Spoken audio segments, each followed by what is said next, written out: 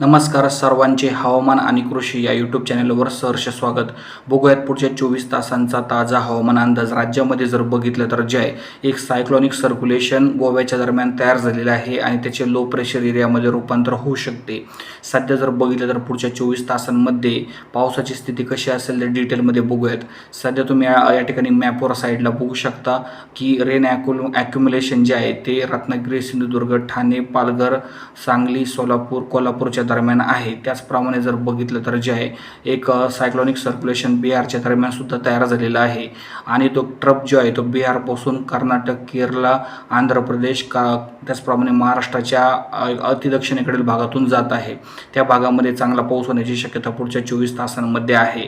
त्याचप्रमाणे मराठवाड्यामध्ये जर बघितलं तर जे आहे बीड जिल्हा, धाराशिव जिल्हा, त्याचप्रमाणे इकडं पश्चिम महाराष्ट्रात पुणे, सातारा, सांगली, इकडं कोकणात रत्नागिरी, सिंधुदुर्गच्या भागामध्ये पावसाचा अंदाज आहे. बाकीच्या भागामध्ये पावसाची शक्यता अत्यंत कमी आहे. व्हिडिओ आवडल्यास लाईक करा.